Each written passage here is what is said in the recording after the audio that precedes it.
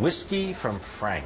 Yes, Sinatra Select, it's called. Sinatra Select. Now, do we know that Frank Sinatra actually consumed Jack Daniels? But he never officially endorsed it when he was alive. But now his estate has gone and made this partnership with Jack Daniels to sell this Sinatra Select whiskey, and it's going for extraordinarily high prices. So they're selling it for about $150 to $250 per bottle. And what makes the Sinatra Select any different than the regular Jack Daniels that you might be able to buy? Well, it's slightly higher proof, so it's 90 proof as opposed to 80 proof. Works faster. Yeah, and they say stuff, you know, it's got rich amber tones and it's in, you know, oak casks, and I'm sure Heather can tell you more about the actual, why it's actually better. But it comes packaged in this box that's supposed to look like a coffin, which is strange, with a book about Frank Sinatra's life and how he, you know, relates to Jack Daniels. All right, so Heather, I just got to mention that wasn't Frank Sinatra buried? I thought he was, you know, they put a bottle. The legend is he had the bottle. Exactly. Legend has it is that he was actually buried in his,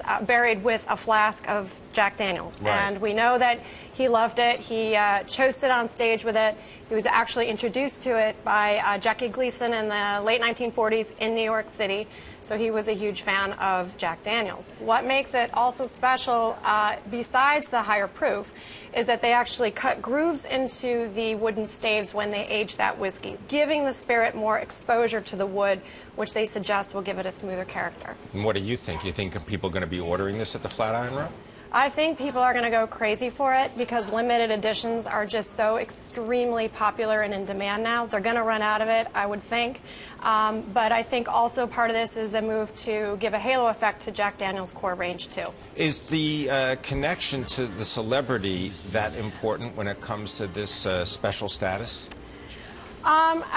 I think that's up for debate. I mean, Mila Kunis is now a celebrity endorser of Jim Beam, so we'll see how that works. But I think with Frank Sinatra, we're looking at an iconic American symbol, and Jack Daniels is very similar to that. It can kind of fit in your roadside dive bar and a fancy wedding. So and they've done studies about you know, how Frank Sinatra resonates with younger men, and he still has a very big effect. It's not just for the older generation. So 20-something men still find him to be a very powerful endorser of a brand. So he maybe is still the chairman of the board, right? Possibly. Yeah. Would you just tell me what makes the Flatiron Room so special?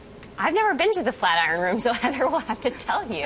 What do you? Oh, I thought you met. Didn't you tell me that? Didn't you meet your husband in the Flatiron Room? Oh, Flatiron Lounge. Lounge. Yeah. I beg your pardon. Lounge. Just down the front. Close enough for government work. Yes. Well, different, but they both are really amazing venues in New York with amazing cocktails, and we have a whiskey collection, which is... A whiskey collection? We do. We have a very extensive whiskey collection that includes whiskeys from around the world. What's your favorite? I'll give you 5 seconds.